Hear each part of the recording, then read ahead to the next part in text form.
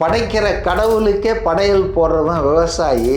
So கடவுளோட விவசாயி தான் மேலு. அந்த விவசாயி ஊருக்கெல்லாம் சோறு போடுறாள். நம்ம யாரை மறந்தாலும் சோறு போடுறால மறக்க மாட்டோம். அந்த மாதிரி ஒரு விவசாய குடும்பத்தில் நான் பிறக்கணும் தான் சொன்னேன். விவசாயம் பண்றதுக்காக இல்லை விவசாயம் பண்றதுக்காக நான் அங்கே பிறக்கணும்னு அவர் சொல்லலை. Don't put words into his mouth. தனித்தே போட்டிட்டு முதல்வர் ஆயிட முடியுமா? இன்னைக்கு இருக்கக்கூடிய பொலிட்டிக்கல் சினாரியோ நல்லாவே தெரியும். பல தேர்தல்களை பார்த்திருக்கீங்க. அதை வந்து யாருமே சொல்ல முடியாதுங்க. தனித்து போட்டிட்டா இல்ல 15 கட்சி கூட்டணி போட்டு கலர் டிவி கொடுத்தும் கருணாநிதி தோத்து இருக்கிறாரு. நல்லதே சொல்றதுனாலதான் காலையில ஒரு வீட்டுல இருந்து கிளம்பும் போதே உங்க விஜய்னு பாட்டு போடுறாங்க எல்லாரும். அதெல்லாம் நல்லதுன்னு நான் சொல்ல. நல்லது ஆதரவா இருக்கு இல்லையா? இல்ல ஆதரவு இல்லைங்க. அவங்க டிஆர்பி ரேட்டு அவராங்க சொல்றாரு போடுங்கன்னு. நீங்க என்னவோ இப்போ கார்டு போடுறாங்க சன் நியூஸ்ல, ஒவ்வொரு லைனுக்கும் ஒரு கார்டு போடுறாங்க. அதெல்லாம் அவர் சொல்லி தான் போடுறாங்களா? அவர் ஒரு 1000 கோடி ரூபாயை ஒரு ஆள்கிட்ட கொடுத்துட்டு அவன் வந்து இப்போ கொடுக்க மாட்டேன்றான். ஒரு பில்டர் இல்காட்டன் மணி தான், எல்லாமே இல்காட்டன் மணி தான். அப்போ திருடனுக்கு தேல் கொட்டினா ஒன்றும் கத்த முடியாது இல்லை. அந்த மாதிரி இப்போ ஓபிஎஸ் எந்த கட்சியிலையும் பொறுப்பில் இல்லை, ஆட்சியிலும் இல்லை. அதனால் அவன் உனக்கு பெப்பேன்றானா. ஸோ இந்த 1000 கோடி ரூபாயை வாங்கி தருவதாக இன்னைக்கு இருக்கிற திமுக தலைமை வாக்குறுதி கொடுத்தாங்க. அந்த அடிப்படையில் கொள்கை உடன்பாடு அந்த தாய் கழகத்துக்கு போயிருக்காரு. வணக்கம் சார். வணக்கம். காங்கிரஸ் வந்து தாவேகா பக்கம் வருவாங்க அப்படின்ற ஒரு எதிர்பார்ப்பு இருந்தது. காங்கிரஸ் வந்து தாவேகா பக்கம்லாம் வரல, திமுக போய் சேர்ந்துட்டாங்க. இப்போ திமுகவில் வந்து அந்த ஒப்பந்தமும் கையெழுத்தாகி இன்னைக்கு வந்து ஸ்மூத்தா அவங்க வந்து ராஜ்யசபா சீட்டும் வாங்கிட்டாங்க அப்படின்றத பார்க்க முடியுது. இப்போ தாவேகாக்கு இது ஒரு பெரிய லாஸ் தானே? இல்லை, ஏதாவது ஒன்று இருந்து அதை இழந்தால் தான் லாஸுங்க, கெயின் இல்லைன்னு ஒன்றா சொல்லலாம். தாவேகா விரும்பியது உண்மைதான். காங்கிரஸ் கட்சி தன்னோட கூட்டணிக்கு வந்தால் ஒரு தேசிய கட்சி, அது ஒரு இமேஜ் பில்டப் ஆகும். செக்குலர் பார்ட்டி, ஆன்டி பிஜேபி அந்த நெரேட்டிவுக்கு அது நல்லா இருக்கும்னு தாவேகாவில் இருக்கிற பல தலைவர்கள், I don't know about mister Vijay, but பல தலைவர்கள் வந்து இதை விரும்பினாங்க, நல்லா இருக்கும்ன்றது ஃபீல் பண்ணாங்க. பட் அது நடக்கலை. அதனால் அது எப்படி லாஸ்ன்னு சொல்ல முடியும்? லாஸ் இல்லை. சொல்லப்போனால் இந்த ஹோல் எபிசோடில் கெய்னர் யாருன்னா காங்கிரஸ் பார்ட்டி தான். எப்படின்னு நீங்கள் கேட்டிங்கன்னா நான் சொல்கிறேன். ஃபஸ்ட் ரவுண்டில் ஜெயிச்சிருக்காங்க. அஃப்கோர்ஸ் செகண்ட் ரவுண்டில் என்ன ஆகும்னு தெரியாது. ஃபஸ்ட் ரவுண்டில் கிளியர் வின்னர் காங்கிரஸ் தான். இப்போ காங்கிரஸ் கட்சிக்கு ஒரு சந்தேகம் ரொம்ப நாளைக்கு முன்னாலே வந்துடுச்சுங்க. திமுக தங்களை சைஸ் டவுன் பண்ண போகிறாங்க. ஏன்னா 2016 41 தொகுதியில் கண்டெஸ்ட் பண்ண கட்சியை 2021 25க்கு கொண்டு வந்தாங்க. ஒரு 16 சைஸ் பண்ணிட்டாங்க. ஸோ இந்த முறை கூட்டணி கட்சிகள்லாம் நிறைய இருக்கிறதால, புதிய கட்சிகள்லாம் வந்து இணையிறதால அநேகமாக நம்ம தலையில் கையை வைப்பாங்க. குறைந்தது 1-2 குறைச்சி, இல்லை 5 குறைச்சி 20ன்னு சொன்னால் கூட நமக்கு வந்து அதிர்ச்சியாக அடைய பாட்டோம். அந்த மாதிரி ஒரு மனநிலையில் இருந்தாங்க. நீங்கள் ஐஎம்எல்லுடைய ப்ரெஸ் மீட் பார்த்துருப்பீங்கன்னு நினைக்கிறேன். இந்தியன் யூனியன் முஸ்லீம் லீக் கட்சி. ஆமாம், பேராசிரியர் அவர் பேசினார். பேராசிரியர் பேசும்போது என்ன, காதர் மைதீன் பேசும்பொழுது ஒரு சீட்டை நீங்கள் வந்து தானம் பண்ணணும் அப்படின்னு சொல்லி கேட்டாங்க அப்படின்னாரு. இப்போ காங்கிரஸ் வந்து அந்த மாதிரியான சூழ்நிலைக்குள்ள போகாம ஒரு முன்னாலேயே அது மட்டும் இல்லை. நான் ஒரு நிமிஷம் லெட் மீ எக்ஸ்பிளைன் இட். அதாவது வந்து ஐயுஎம்எல், இந்தியன் யூனியன் முஸ்லீம் லீக்ன்றது ஒரு பழமையான கட்சி. ஒரு 30 வருஷமாக திமுகவோடவே பயணிக்கிற கட்சி. அதாவது அண்ணாதுரை காயிதே இஸ்லாம் இருந்தார் இல்லையா, காயிதே அவர் பீரியட்லேருந்து இது இவங்க இருக்காங்க. ஸோ லாங்கஸ்ட் அலை, பர்மனெண்ட் அலைன்னு கூட சொல்லலாம். அவங்கள தான் நம்பர் 1 கூப்பிட்டாங்க. டிஆர் பாலு நெகோஷியேட்டிங் டீம் வந்து ஃபஸ்ட்டு யாரை இன்வைட் பண்ணாங்கன்னா ஐயுஎம்எல்ல தான் கூப்பிட்டாங்க. எப்பவுமே யூஸ்வலாக அவங்கள தான் கூப்பிட்டாங்க. ஆமாம், அது வந்து ராசின்னு நினைக்கிறேன். அது வந்து என்ன சொல்லுவாங்க, வாஸ்து ராசி பார்த்து கூப்பிட்றாங்களா என்னன்னு தெரில. அவங்க போயிட்டு வந்து அவர் சொன்னதை நானும் கேட்டேன். நீங்கள் சொன்ன மாதிரி அவர் ரொம்ப வெள்ளந்தியாக எல்லாத்தையும் உள்ளே நடந்தது வெளியே நடந்தது எல்லாத்தையும் சொல்லிட்டார். ஒரு காதர் மொய்தீன் நல்ல மனிதர். அவர் என்ன சொன்னார்னா, நாங்கள் போன முறை 3ல் நின்னோம், 3ம் தோத்துட்டோம். ஆனாலும் இந்த முறை வந்து கட்சி வளர்ந்துருக்கிறதால 5 கேட்டோம், 4 வந்து கிடைக்கும் என்று நம்பினோம். ஆனால் பாலு அந்த டீம் வந்து எங்ககிட்ட என்ன சொல்லிட்டாங்கன்னா, புதிய கட்சிகள்லாம் நிறைய வந்திருக்கிறதால எல்லாரும் தியாகம் பண்ணோம், குறைச்சிக்கணும். இது வந்து நீங்கள் மட்டும் இல்லை, எல்லா கட்சிக்கும் குறைக்க போகிறோம், திமுகவுக்கும் குறைய போகுது. அதனால் 2 தான் கொடுப்பேன்ற மாதிரி சொல்லியிருக்காங்க. நாங்கள் வந்து இன்னும் எதிர்பார்க்குறோம், அட்லீஸ்ட் 4 கொடுக்கணும்னு எதிர்பார்க்குறோம் அப்படின்ட்டு அவர் வந்தார். அப்போ எனக்கு தெரியும் 2 தான் இவங்களுக்கு கொடுப்பாங்க அப்படின்ட்டு. ஸோ அதான் நடந்தும் இருக்குது. இப்போ காங்கிரஸ்க்கு மட்டும் இல்லாமல் எல்லாருக்குமே 1-2 குறைச்சி அந்த குறைச்சலை எடுத்து தான் தேமுதிக, கமலஹாசன், அப்புறம் வந்து ஓபிஎஸ், இபிஎஸ் இந்த அந்த கோஷ்டிகள்லாம் இருக்கு இல்லையா, இப்போ புலிப்படை, யானைப்படை, இது மாதிரி கருணாஸ் எல்லாருக்கும் கொடுப்பாங்க தனி அரசுக்கெல்லாம் நினைச்சேன். இது நமக்கு முன்னால் காங்கிரஸ் உஷாராக இருந்திருக்குதுங்க. அதனால் அவங்க என்ன போகி அவங்களுக்கு என்ன ஒரு ஹெல்ப்பான ஒரு சுச்சுவேஷன்னா, தாவேக்கா எமர்ஜி ஆனது வந்து அவங்க இந்த வயல்லலாம் வந்து பறவைகளை இது பண்ண சோளக்கோலை பொம்மை ஒன்று வைப்பாங்க தெரியுங்களா, அதை மாதிரி திமுகவுக்கு வந்து இவங்க தாவேக்காவை காமிச்சு அவங்க கையை முறுக்கி பேரம் பேசி சீட்டை அதிகப்படுத்திட்டாங்க. இதில் என்ன விஷயம்னா, அவங்களுக்கு குறைஞ்சது 1-2 சீட்டு குறைஞ்சிருக்கிறதுக்கு வாய்ப்பு இருக்குது. 23 இல்லை 22 தான் அவங்களுக்கு ப்ரொப்போஸ் பண்ணியிருக்கிறதா பேச்சு. ஆனால் அதை அவாய்ட் பண்ணிட்டாங்க. 25 மெயின்டைன் பண்ணது மட்டும் இல்லை, 2 நாளைக்கு முன்னால் ஏற்றினாங்க. முந்தா நாள் ராத்திரி ரொம்ப ஃபிவரிஷ் டாக்ஸ் இங்கேயும் அங்கேயும் பேசி 3 ஏற்றி விட்டாங்க. 25 + 3 28 ஆச்சு. அது இல்லாமல் ராஜ்யசபா அது 6, 6 3 9. ஸோ 3 குறையிறத தடுத்தது லாபம். இது எக்ஸ்ட்ரா ஒரு 9 வந்தது. இப்போ அவங்க தான் கிளியர் வின்னர். என்னை பொறுத்த வரைக்கும் ஃபர்ஸ்ட் ரவுண்டு காங்கிரஸ் வின் பண்ணிடுச்சு. செகண்ட் ரவுண்டில் ஐடென்டிஃபிகேஷன் ஆஃப் கான்ஸ்டுவன்சியில் சிக்கல் வரப்போகுது. ஃபர்ஸ்ட் ரவுண்ட் வின் பண்ண தெரிஞ்சவங்களுக்கு செகண்ட் ரவுண்ட் வின் பண்ண தெரியாதா? இப்போ திமுகவை பொறுத்தவரையில் இந்த தேர்தலை அவங்க வந்து சாதாரணமாக அணுகலை. இந்த தேர்தலை பொறுத்தவரையில் இதோட இம்பார்ட்டன்ஸ் புரிஞ்சுக்கிட்டு தான் வந்து இந்த அலைன்ஸ் வந்து ரொம்ப கிராண்டான அலைன்ஸாக மாற்றிருக்காங்க. நிறைய கட்சிகள் வந்து உள்ளே வந்திருக்காங்க. இப்போ இந்த அலைன்ஸ் அப்படின்றது ஒரு வின்னபிலிட்டி ஃபேக்டர் அதிகமாக இருக்கக்கூடிய ஒரு அலைன்ஸாக பர்செப்ஷன் பாலிடிக்ஸில் பார்க்கப்படுது. இப்போ இதில் வந்து ஒரு பிக்கஸ்ட் லூசர் அப்படின்னா விஜயா தானே இருக்கணும். ஏன்னா விஜய் நம்பி யாருமே போலையே. இல்லை விஜய், நான் திரும்பவும் உங்களுக்கு I beg to differ with you. அதாவது வந்து லூசர் அப்படின்னு சொன்னால் ஒன்று என்கிட்ட இருந்து அது போனாதான் எனக்கு பயன் கிடைக்கல, எனக்கு லாபம் வரல அப்படின்னு சொல்லலாம். நான் இழப்பதற்கு எதுவும் இல்லைங்க. அவர்கிட்ட யாராவது இருந்து அவங்க வெளியே வந்திருக்காங்கன்னா நீங்கள் சொல்லலாம். இப்போ அதிமுக கூட்டணியில் இருந்த பல பேர் இன்னைக்கு திமுக கூட்டணி வந்துட்டாங்க. ஸோ அந்த வகையில் EPS is a loser. Sir தனித்தே போட்டிட்டு முதல்வர் ஆயிட முடியுமா? இன்னைக்கு இருக்கக்கூடிய பொலிட்டிக்கல் சினாரியோ நல்லாவே தெரியும். பல தேர்தல்களை பார்த்துருக்கீங்க. அதை வந்து நான் வந்து இப்போ எதையுமே இப்போ நம்ம யாருமே சொல்ல முடியாதுங்க. தனித்து போட்டிட்டா இல்லை 15 கட்சி கூட்டணி போட்டு கலர் டிவி கொடுத்தும் கருணாநிதி தோத்துருக்கிறாரு. ஸோ இது எத்தனை பேரோட சேர்ந்து இருக்கீங்கல்ல, உங்களுக்கு செல்வாக்கு எவ்வளோ இருக்கு? இப்போ நான் கேட்குறேன், பிரேமலதாவை சேர்த்ததன் மூலம் 0.5% அவங்களுக்கு சப்போர்ட் இருக்குது. இப்போ அது இருக்குதான்னு எனக்கு தெரியாது. புலிப்படை கருணாசை சேர்க்குறீங்க, 100-200 தேருமான்னு தெரியாது. இந்த பக்கம் தனி அரசை சேர்க்குறீங்க, அவரால் ஒரு 200 வருமான்னு தெரியாது. ஸோ நீங்கள் நம்பர் இன்க்ரீஸ் பண்ணிட்டு போகிறது, ஒரு வாக்க கூட விட்டுறக்கூடாது அப்படின்றது டிஎம்கே உடைய ஸ்ட்ராட்டஜி. I understand sir. நீங்க சொன்ன மாதிரி 2011 தான் சொல்றீங்கன்னு நினைக்கிறேன். அப்போ 15 கட்சிகள் வந்து திமுகவோட கூட்டணியில் இருந்தாலும் இன்னொரு பக்கம் பார்த்தீங்கன்னா அதிமுகவோட விஜயகாந்த் அப்படின்ற ஒரு நபர் இருந்தார். ஸோ அது வந்து ஒரு வேல்யூ ஆடடாக அதிமுகவுக்கு இருந்தது, அவங்க வெற்றி பெற்றாங்க. அப்படி விஜயை நம்பி ஒருத்தர் கூட வரலையே சார். இல்லை விஜயை நம்பி வரலன்னு சொல்லுங்க. விஜய்க்கு வந்து அவர் வச்சிருக்கிற அந்த செட் ஆஃப் பேராமீட்டர்ஸ்க்குள்ள உள்ள வரமாட்டேன்றார். அவர் என்ன சொல்றாருன்னா, என் தலைமையை ஏற்று என் கொள்கை கோட்பாட்டை ஒத்துக்கிட்டு வர்றவங்களுக்கு கூட்டணியில் நான் வந்து ஆட்சி அதிகாரத்தில் கொடுப்பேன்னு அவர் விக்கிரவாண்டிலே அனௌன்ஸ் பண்ணிட்டார். அதில் அவர் மாற்றமே பண்ணல. ஆனால் இந்த யாரை கூப்பிடுவது யாரை சேர்ப்பதில் அவர் சில யாட்ஸ்டிக் வச்சுருக்காருங்க. அதில் டிடிவி ஃபெயிலியர் ஆகிட்டாரு, ஓபிஎஸ் ஃபெயிலியர் ஆகிட்டாரு. அதிமுகலேருந்து பல தலைவர் ரூம் போட்டு வெள்ளமண்டி ஏதோ ஒரு பேர் சொன்னாங்களே, நடராஜன் கடைசியில் 2 நாள் ரூம் போட்டு இருந்து செங்கோட்டையனை நம்பி கடைசியில் அவர் வெறுத்து போய் இபிஎஸ்கிட்டே போய் சேர்ந்துட்டார், தாய் கழகத்தில் இணைந்தார். இப்போ எது தாய் கழகம்னு எனக்கு புரியல. அதிமுகவா இல்லை திமுகவா? ஏன்னா இவரே சொல்கிறார் ஓபிஎஸ் தாய் கழகத்தில் இணைந்தன்றாரு.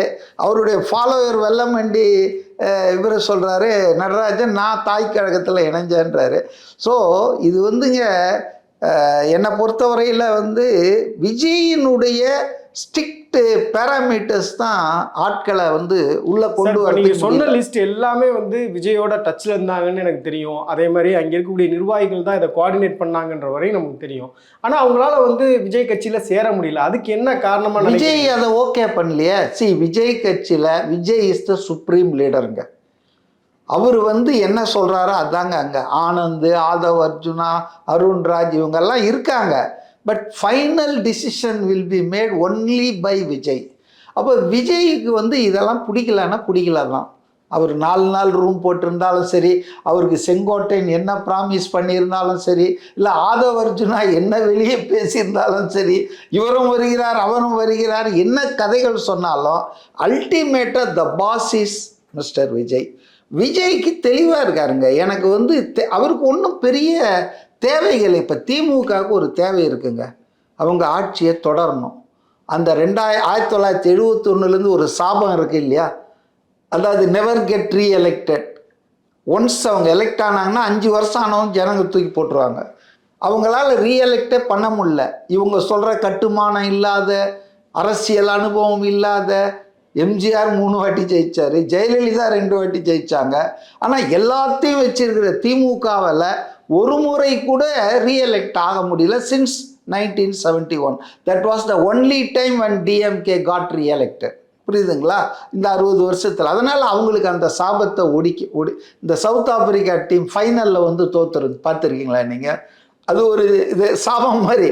அந்த மாதிரி அந்த சாபத்தை உடைக்கணும்னு ரொம்பவே ட்ரை பண்ணுறாங்க இந்த வாட்டி. அவங்க என்ன நினைச்சாங்கன்னா, ஒரு சில வருடங்களுக்கு முன்னால் வரைக்கும் ஜெயலலிதா மாதிரி தான் கண்ணு கெட்டிய தூரத்தில் எதிரிகளையே காணோம்னு ஜாலியாக இருந்தாங்க. The moment mister Vijay step in, அவர் அந்த டிவிகே பார்ட்டி ஆரம்பித்து அது கொஞ்சம் கொஞ்சமாக வளரும்போது, அதுக்கு மக்கள் ஆதரவு பெறும்போது தே காட் பேனிக். அவங்களுக்கு உஷாராயிட்டாங்க. இல்லைன்னா 13 வருஷம் ஆட்சியில் இல்லாத போது கூட கருணாநிதி அவர்கள் 6 மாதத்துக்கு முன்னால் தேர்தல் பணியெல்லாம் தொடங்கினதே கிடையாது. எம்ஜிஆர் எதிர்த்தோ யாரை எதிர்த்தோ. ஆனால் இவங்க 1.5 வருஷத்துக்கு முன்னாலே தொடங்கினாங்க தேர்தல் பணியை, பிரச்சாரத்தை, விளம்பரத்தை, முஸ்தீப் எல்லாத்தையும் மிஸ்யூஸ் அஃபிஷியல் ஸ்டேட்டஸு, பணங்கின எல்லாத்தையும் பண்ணாங்க.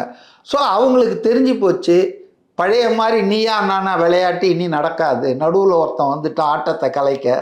அப்போ நம்ம லிட்டில் பிட் எக்ஸ்ட்ரா கேர். நீங்கள் சொன்னீங்களே 100 ஓட்டு 200 ஓட்டு, அது சின்ன ஜாதியா பெரிய ஆளா ஒரு இன்ஃப்ளூயன்சரா எவனா இருந்தாலும் இழுத்து போடு அப்படின்ற மாதிரி அவங்க அந்த அளவுக்கு டெஸ்பரேட் ஆனதுக்கு காரணமே வந்து விஜயினுடைய அரசியல் வருகை.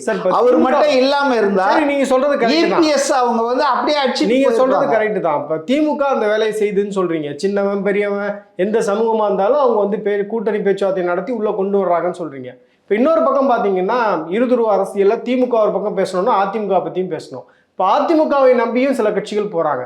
தமிழ்நாட்டில் இருக்கக்கூடிய ஒரு கட்சி கூட விஜய் நம்பி போகாததுக்கு என்ன காரணம்? பிளைனாக பேசுவோமா? பிளைனாக தான் பேசுவோம். அதாவதுங்க, தமிழ்நாட்டில் வாக்காளர்களுக்கு பணம் கொடுத்து பழக்கியாச்சு. அது ஒரு 10-15 வருஷமாக. இன்றைக்கி நம்ம மற்ற ஸ்டேட்டுக்கெல்லாம் கூட இப்போ இதை பரப்பிட்டு இருக்கோம் இந்த கல்ச்சரை. அடுத்த ஸ்டேஜ் லெவல் 2க்கு இப்போ தமிழ்நாட்டில் போயிட்டோம். என்னென்ன அரசியல் கட்சிகளுக்கு பணம் கொடுத்து வாங்கிறது. இப்போ லேட்டஸ்ட்டாக ஒரு கட்சி திமுகவில் சேர்ந்தது, அதுக்கு 300 கோடி ரூபாய் கொடுத்துருக்கிறதாக செய்தி. போன முறை பாமகவுக்கு அண்ணாமலை அதிமுக கூட்டணியில் CV சண்முகம் பேசி முடிச்சுட்டு போயிட்டாரு. விடிகாத்தால் அண்ணாமலையை கூப்பிட்டு வந்து அன்புமணி அவர் ஒரு அமௌண்ட்டை கொடுத்து டைரக்ஷனை மாற்றிட்டாங்க. இப்படி அரசியல் கட்சிகளுக்கு பல 100 கோடி கொடு. இப்போ OPS பற்றி என்ன சொல்கிறாங்கன்னா, அவரது பொலிட்டிக்கல் டிசிஷனே இல்லையா, அது எக்கனாமிக் டிசிஷன் தான். அவர்கிட்ட இல்லாத பணமா சார்? இதெல்லாம் நம்புற மாதிரி இல்லை. ஒரு நிமிஷம், அவருக்கு பணம், நீங்கள் அதுக்குள்ளே அவசரப்பட்டு ஜம்ப்டு ஆகிட்டீங்க. அவர் பணம் கொடுத்து பிடிச்சாங்கன்னு நான் சொல்ல. அவர் ஒரு 1000 கோடி ரூபாயை ஒரு ஆள்கிட்ட கொடுத்துட்டு அவன் வந்து இப்போ கொடுக்க மாட்டேன்றான். ஒரு பில்டரு. இல்காட்டன் மணி தான், எல்லாமே இல்காட்டன் மணி தான். அப்போ திருடனுக்கு தேல் கொட்டினா ஒன்றும் கத்த முடியாது இல்லை. அந்த மாதிரி இப்போ OPS எந்த கட்சியிலையும் பொறுப்பில் இல்லை, ஆட்சியிலும் இல்லை. அதனால் அவன் உனக்கு பெப்பேன்றானா. ஸோ இந்த 1000 கோடி ரூபாயை வாங்கி தருவதாக இன்னைக்கு இருக்கிற திமுக தலைமை வாக்குறுதி கொடுத்தாங்க. அந்த அடிப்படையில் கொள்கை உடன்பாடு அந்த தாய் கழகத்துக்கு போயிருக்காரு. அப்போ எல்லாமே நீங்கள் பார்த்தீங்கன்னா எக்கனாமிக் ரீசன்ஸுங்க. Vijay is totally against this type of politics. அவர் வந்து தூய அரசியலை கொண்டு வரணும், பொது வாழ்க்கையில் லஞ்சம் லாவண்யம் இல்லாத ஒரு அரசியலை கொண்டு வரணுன்றவர் அவர் எப்படி இதெல்லாம் என்கரேஜ் பண்ணுவார்னு நினைக்கிறீங்க? ஸோ இந்த எக்ஸ்பீரியன்ஸ்டு பார்ட்டிஸ், எக்ஸிஸ்டிங் பார்ட்டிஸ் எல்லாருமே இன்க்ளூடிங் கம்யூனிஸ்ட் பார்ட்டிஸ் 10 கோடி 20 கோடி தொகுதிக்கு ஏற்ற மாதிரி 6 தொகுதினா 60 கோடி தேர்தல் செலவுன்னு பேர். அதுக்கு இப்போதைய பேர் வந்து தேர்தல் செலவு. அது மாதிரி வந்துங்க அதெல்லாம் வந்து விஜய்கிட்ட நடக்காதுங்க. ஸோ இதெல்லாம் இவங்களுக்கு தெரியுங்க. ஸோ இதை நீங்கள் பாசிட்டிவாக பார்க்கணுமே தவிர, என்னங்க அங்கே நிறைய மொக்கிதுங்க, இங்கே வந்து இல்லைங்கன்னு சொல்கிறீங்க. இவர் வந்து க்ளீன் பாலிட்டிக்ஸுக்கு வந்துட்டு இவர் அட்டம் பண்ணுறாரு. இவர் கொடுத்துருவாரு, அது அச்சீவ் ஆகும்னு நான் இன்னமும் நம்பலை. But at least there is a man who attempts to clean politics. சரி சார், இப்போ திமுக தீய சக்தி, தாவேக்கா வந்து தூய சக்தின்னு சொல்றீங்க. தூய சக்தியா சொல்றாங்க, நீங்க சொல்றாங்க. இப்ப தூய சக்தியா இருப்பதற்கு தாவேக்கா என்ன செஞ்சிருக்கு, விஜய் என்ன செஞ்சிருக்காருன்னு சொல்லுங்க. குறைஞ்சபட்சம் அவர் சுத்தமாக இருக்கிறாருல்ல, சுத்தமாக இருக்காரு இல்லைங்க அவரு. என்ன சார் ஐடி ரிட்டர்ன் ப்ராப்பரா ஃபைல் பண்ணல, வெளிநாட்டுல இருந்து கார் வாங்கிட்டு வந்தாரு, அதற்கு உரிய டாக்ஸ் வந்து, அதாவது எல்லாமே நீதிமன்றத்துல வழக்குகளா இருக்குது. ஓகே, இதெல்லாம் வந்து ஊழல்கள் இல்லை, இதெல்லாம் அட் பெஸ்ட் முறைகேடுகளா இருக்கலாம். ஊழல் கிடையாது, கரப்ஷன் கிடையாது, பொது பணத்தை சூறையாடுதல் கிடையாது. ஆனா இந்த பக்கம் இருக்கிற மற்ற எல்லாரையும் பாருங்க, எல்லாரும் மேலேயும் துரைமுருகன்லேருந்து பொன்முடியிலேருந்து அதான் அவங்க தீய சக்தி சார். அதனால தீய சக்தின்னு சொல்லும்போது இவர் சக்தியா என்ன மாதிரியான ஒரு வழிமுறைகளோட நீங்க இருக்கீங்கன்னு சொல்லணும்ல. இல்லை, அவர் தூய்மையாக தானே இருக்காரு. அவர் என்ன, அவரை பற்றி என்ன இருக்குது? அவர் வந்து இவ்வளோ பெரிய வருமானம் கொடுக்குற இண்டஸ்ட்ரியை இன்னும் ஒரு 15 வருஷம் அவர் நடிக்கலாம். அவருக்கு சான்ஸ் இருக்குது, ஏஜ் இருக்குது. அவருக்கு 200-300 கோடி சார் கொடுக்க போறாரு. இல்லைங்க, அந்த வருமானத்தை விட்டுட்டு வந்திருக்காருல ஒரு ஆள். சரி, நீங்க அதை பார்க்க மாட்டேன்றீங்களே. தூய சக்தினா இதான் தூய சக்தி. இந்த மக்களுக்கு சர்வ் பண்றதுக்காக இந்த இயற்கான படத்தை அவர் பண்ணிட்டார் சார். 230 கோடி ரூபாய் சம்பளம் வாங்கிட்டார் ஜனநாயகன் படத்துக்கு. ஒருவேளை வந்து இந்த தேர்தலில் தோல்வி அடைகிறாரு அப்படின்னா மீண்டும் நடிக்க போக மாட்டார் அப்படின்றதுக்கு என்ன உத்தரவாதம் இருக்கு சார்? இதெல்லாம் வந்துங்க அவர் வந்து பப்ளிக்கில் சொல்லிட்டாரு. நான் வந்து குட் பை பண்ணிட்டார். மலேசியா கோலாலம்பூர்லேயே சினிமாவை பற்றி அவர் பேசுறதே இல்லை சார். கமலஹாசன் வந்து டார்ச் லைட் எடுத்து கமலஹாசன் விஜய் வந்து கமலஹாசன்றதுக்கு என்ன உத்தரவாதம் இருக்கு? உத்தரவாதம்லாம் யாரும் நாளை காலையில் நான் உயிராக எழுந்து பண்ணான்றதுக்கு நான் உத்தரவாதம் கொடுக்க முடியாது எனக்கு. அதனால் நம்ம வந்து இதுவரையில் நடந்திருக்கிற விஷயங்களை வச்சு தான் பார்க்க முடியும். அப்போது ஒரு பெரிய செல்வாக்குள்ள பணம் வசதி படைத்த ஒரு தொழிலை விட்டுட்டு ஒருத்தர் வராரு. அதுவே எனக்கு என்னவோ குட் சைனாக இருக்குது. ஏன்னா நான் பார்த்த எல்லாரும் வந்துட்டு இதை ஒரு தொழிலாக வச்சுக்கிட்டு முதலீடு பண்ணுறாங்க. நான் 20 கோடி செலவு பண்ணுறேன் எம்பிக்குன்னா, நான் வந்து எம்பி ஆகிட்டேன்னா ஒரு 100 கோடிக்கு நான் அடிக்க பார்க்குறேன். மந்திரி ஆகிட்டேன்னா ஒரு 1000 கோடி. சார், இப்போ நீங்கள் சொல்கிறதுக்கே வருவோம். இப்போ அவர் வந்து ஒரு உச்சத்தை விட்டுட்டு வர்றாரு, ஒரு கரியரினுடைய உச்சம்ன்றீங்க. அவருடைய இல்லை வருமானம், நான் அதெல்லாம் சொல்ல உச்சம் கிச்சம்லாம், வருமானம் வளம் கொழிக்கும் தொழிலை விட்டுட்டு வர்றாரு. ஒரு கேரியருடைய உச்சம், அவர் வந்து நல்ல வருமானம் வாங்கிட்டு இருந்தாரு, அதை விட்டுட்டு மக்களுக்கு சேவை ஆற்றணும்னு வர்றாரு சொல்கிறீங்க. அவர் வந்து இப்போ ரீசெண்டாக பேசும்போது என்ன சொன்னார்? நான் வெற்றி பெற்றதுக்கு பிறகு ஒவ்வொரு கிராமத்துக்கு வர்றேன் அப்படின்றாரு. மக்கள் பிரச்சனைகளை எந்த அளவுக்கு வந்து விஜய் குரல் கொடுத்துருக்காரு.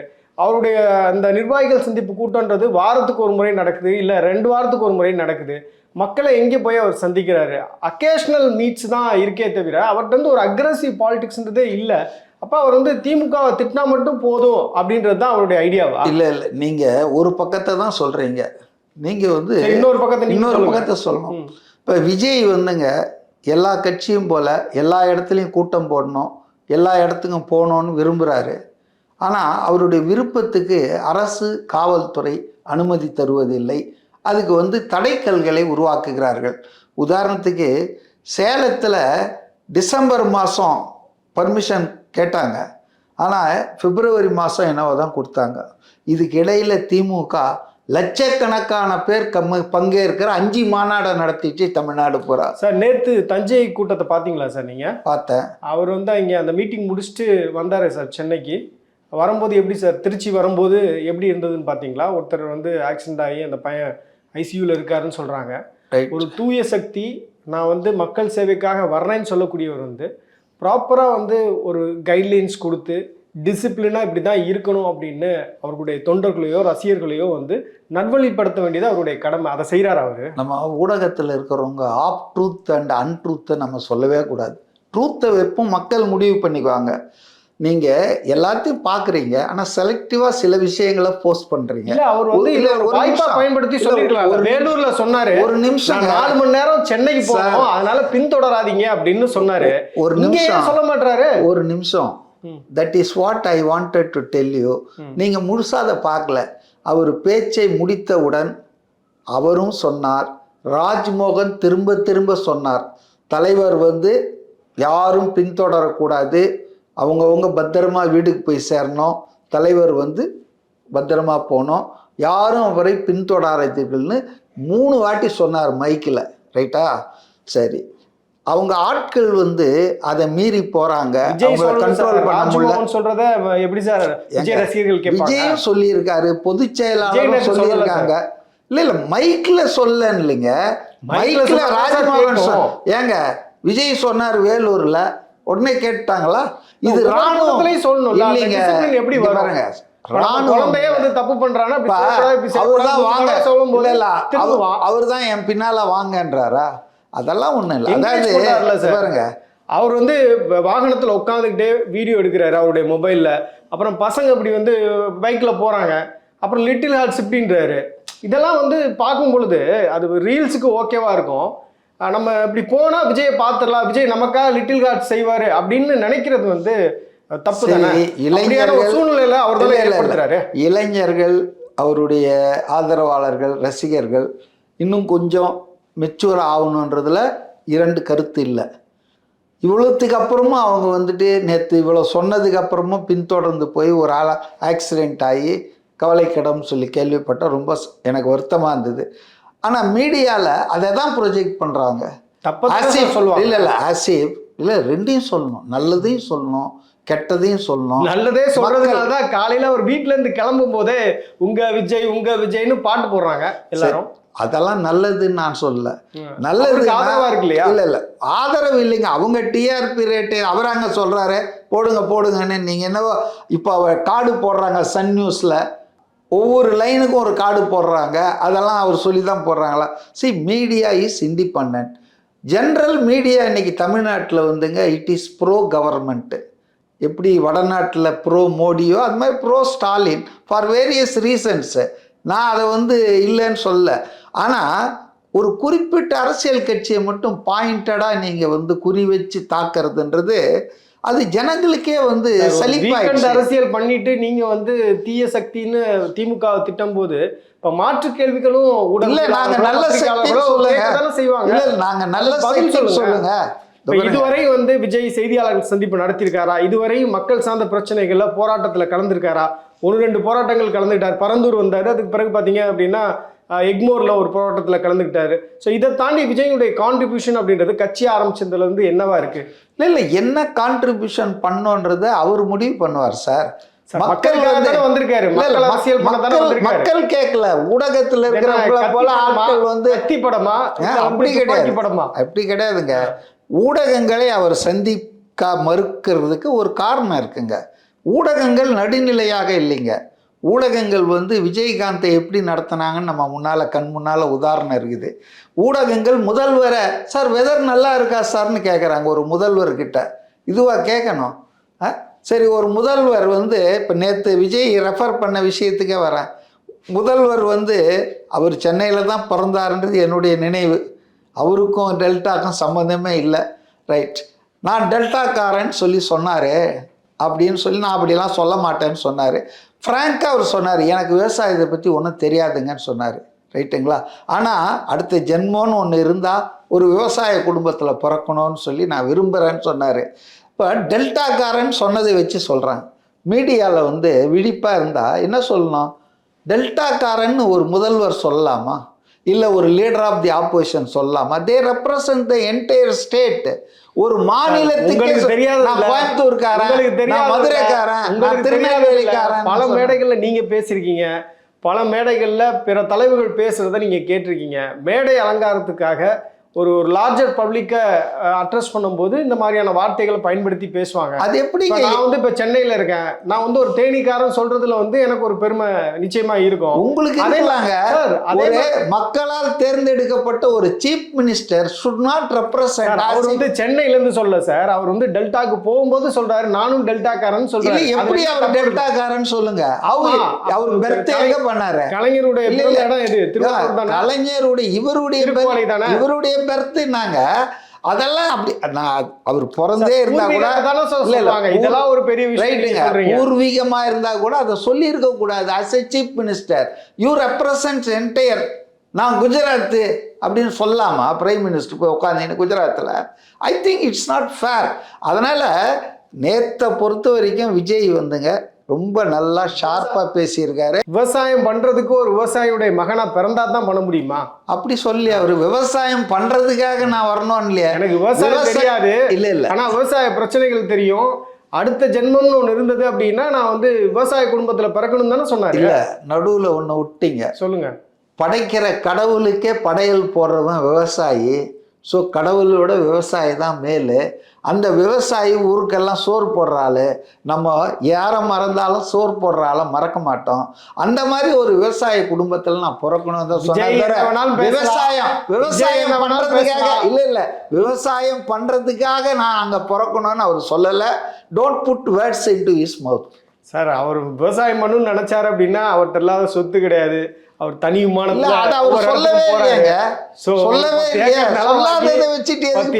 வாங்கி தாராளமா விவசாயம் பண்ணலாம், யாரும் மறுக்க போறது கிடையாது. அவர் படமே பிரச்சனை இருந்தா கூட வாய் திறக்க மாட்டாரு. தன்னுடைய சொந்த விஷயங்களுக்காக என்னைக்குங்க அவர் பேசியிருக்காரு?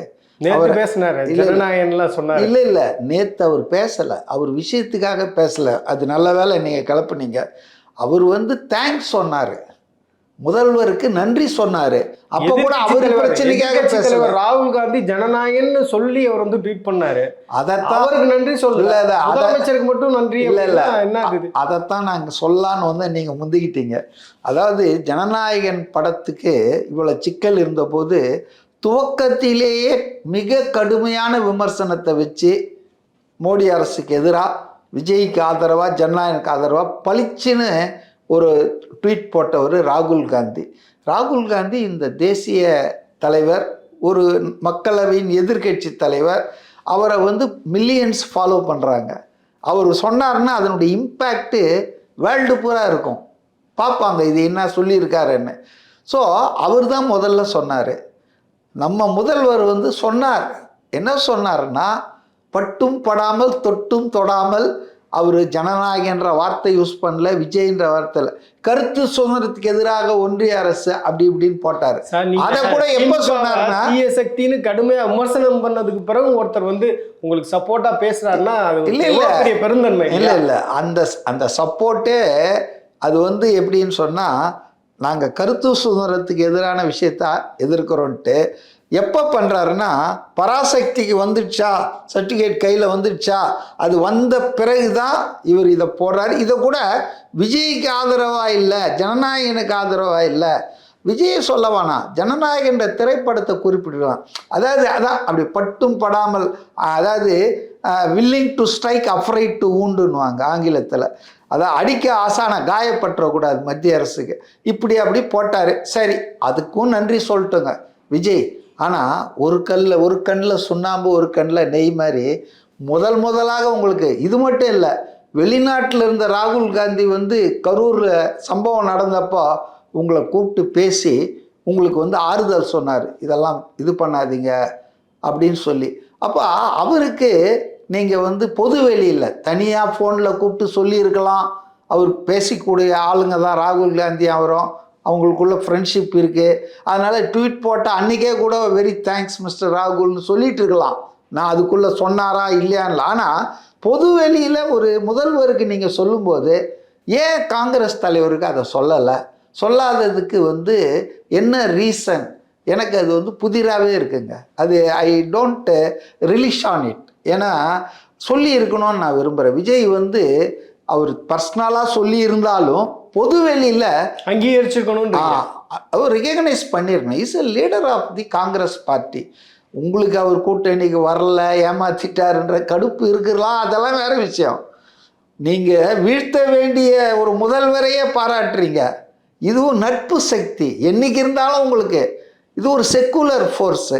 அப்போ இதை அக்னாலேஜ் பண்ணாமல் இருக்கிறது பப்ளிக்கில் I don't understand the logic behind it. அவ்வளோதான் நான் சொல்ல முடியும். இப்போ நேற்று நடந்த அந்த தஞ்சை நிர்வாகிகள் சந்திப்பு கூட்டத்தில் விஜய் வந்து பேசும்போது காவேரி பிரச்சனை, முல்லை பெரியார் பிரச்சனையெல்லாம் வந்து பேசினார். யூஸ்வலாக நம்ம தமிழ்நாடை பொறுத்தவரையில் நீங்கள் எந்த பக்கம் நிற்கிறீங்க அப்படின்றது ஒரு பெரிய கேள்வி. இந்த பக்கம் நிற்கிறீங்களா, அந்த பக்கம் நிற்கிறீங்களான்றதை மக்கள் வந்து தெரிஞ்சுக்க விரும்புவாங்க.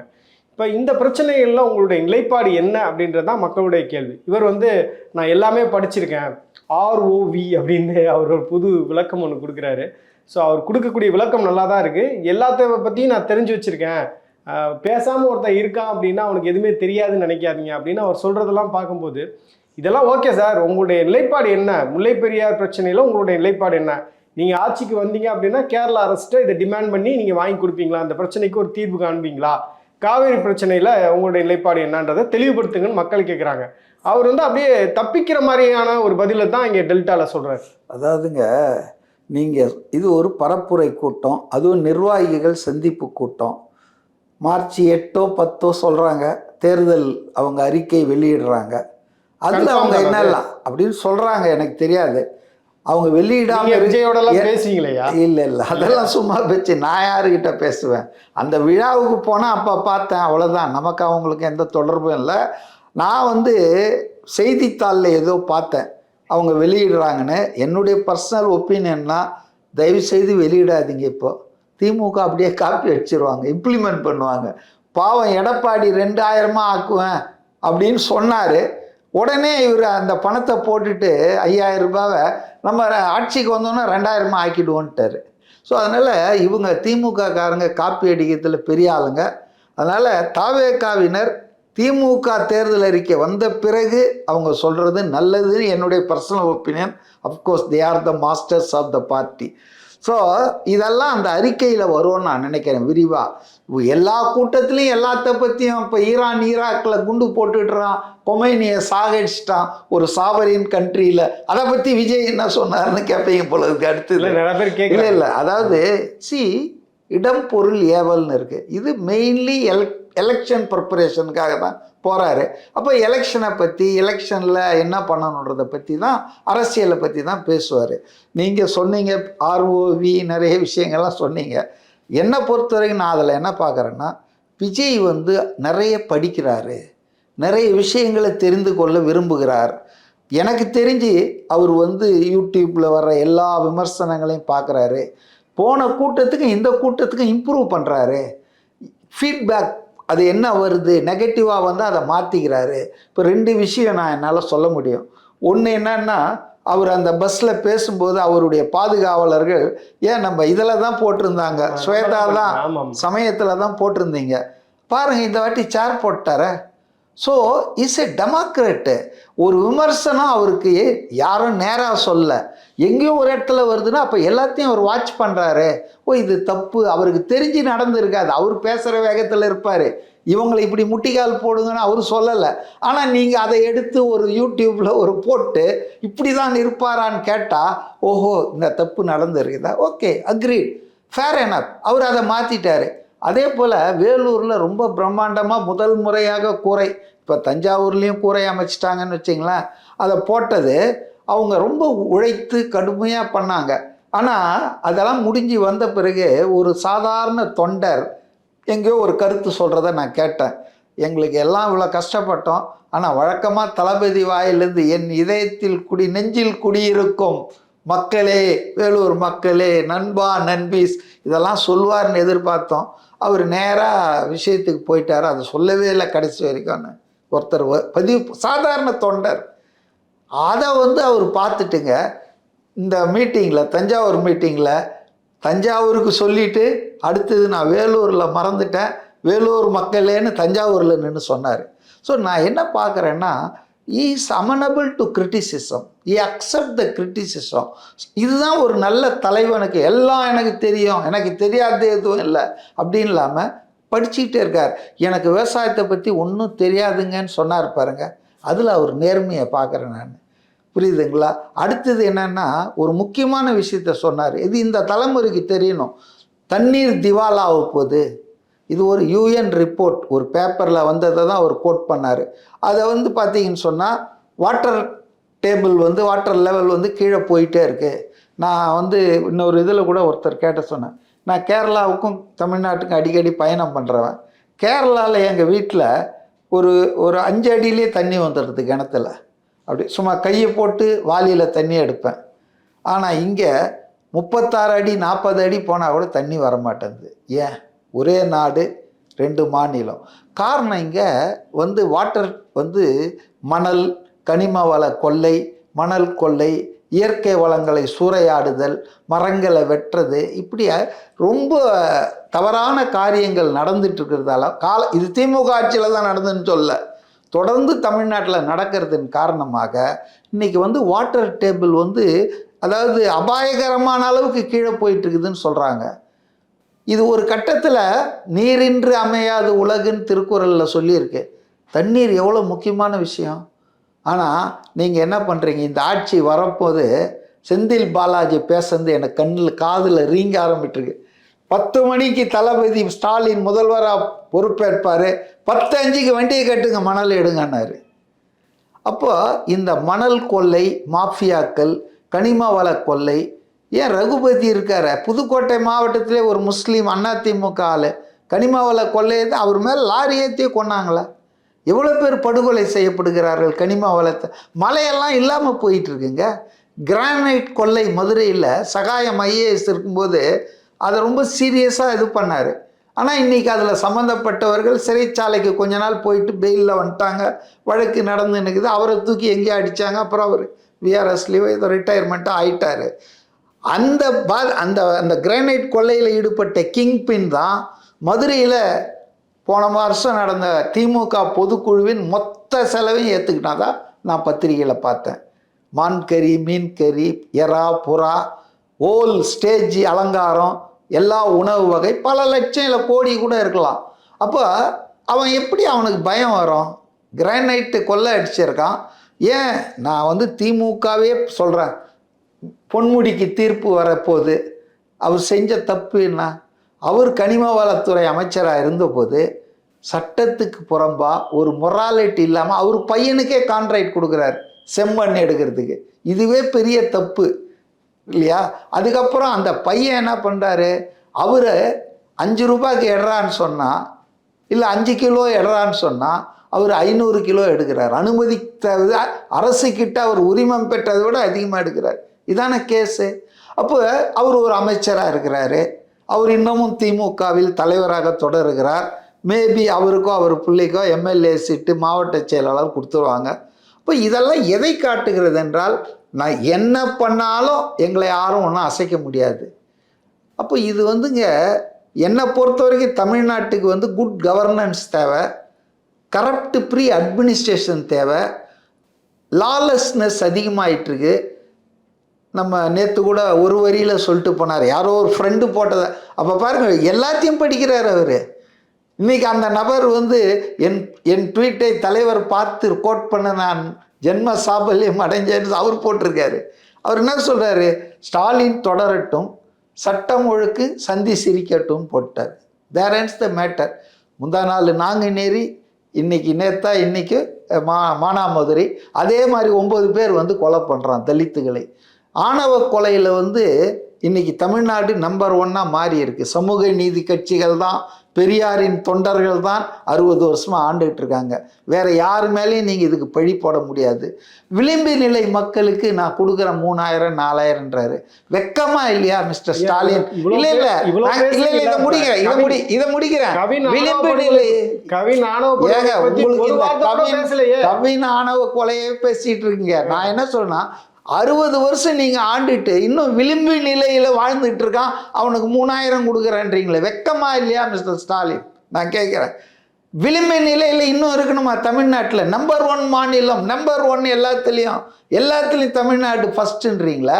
என்னங்க விளிம்பு நிலையில் இருக்கான்? போய் கேரளாவில் போய் பாருங்கள், பிற மாநிலங்களில், தென்னாட்டில், தெலுங்கானாவில் போய் பாருங்கள். வடநாட்டை கம்பேர் பண்ணாதீங்க, அதுக்கும் நமக்கும் ஒன்றும் இல்லை. தென்னாட்டில் யூ கம்பேர் கேரளா, கர்நாடகா, ஆந்திரா, தெலங்கானா, தமிழ்நாட்டில் வாழ்க்கை எப்படி இருக்குது கொஞ்சம் யோசிச்சு பாருங்கள். நிறைய மலையாள சேனல் பார்த்தீங்கன்னா தமிழ்நாட்டில் தான் சீரும் சிறப்புமாக ஆட்சி இருக்குது அப்படின்னு புகழ்ந்து ஸ்டாலின் அவர்களை பற்றியெல்லாம் பேசிட்டு இருக்காங்க. விளம்பரம் ஏதாவது கொடுத்துருப்பாரு. இப்போ தான் விளம்பரம் தானே. இப்போ எல்லா பேப்பரை எடுத்தாலும் ஒரு பக்கம் 2 பக்கம் விளம்பரம் வந்துட்டு இருக்குது. தேர்தல் அந்த மாடல் கோட் ஆஃப் கான்டக்ட் வர வரைக்கும் இது தான் தள்ளுவாங்க. யூடியூப்பு, எஃப்எம் சேனல் எல்லாத்துலேயும் வந்து விளம்பரம். செய்கிறத மக்கள்கிட்ட சொல்லணும் தானே. ஏங்க அது மக்களுக்கு போய் சேர்ந்தா மக்களுக்கு தெரியுங்க. செய்ததை வந்து சொல்லி காட்டுறதுன்றது இடது கை செய்த வலது கைக்கு தெரியக்கூடாதுன்னு தான் சொல்லியிருக்காங்க நம்ம ஆட்கள். ஆனால் இங்கே அப்படி இல்லை. வலது கையில் வலது கால், இடது கால் எல்லாத்துலேயும் விளம்பரப்படுத்திட்டு இருக்கிறோம். அதனால் வந்துங்க இது வந்து இந்த ஆட்சி வந்து மாறணுன்ற ஒரு எண்ணம் மக்களுக்கு வந்திருக்குங்க. ஒரு மாற்றம் வேணும். ஒரு 2 கட்சி தான் தொடர்ந்து தமிழ்நாட்டை ஆளணுமா, வேறு ஒரு ஆளுக்கு வாய்ப்பு கொடுப்போமே. ஒருவேளை அவருக்கு தப்பு பண்ணிட்டா மாற்றிட்டு போகிறோம். தேர்தலே வராதா இனி? இவங்க பண்ண தப்புகளெல்லாம் சகிச்சிட்டு இருந்தோம் இல்லை, நம்ம ஒரு ஆளுக்கு வாய்ப்பு கொடுப்போமே, ஏன் கொடுக்கக்கூடாதா? அதுதான் என்னுடைய கேள்வி. தேங்க்யூயா. நிறையா உங்களுடைய விமர்சனங்களையும் உங்களுடைய பெர்ஸ்பெக்டிவும் நீங்கள் சொல்லியிருக்கீங்க. நன்றி.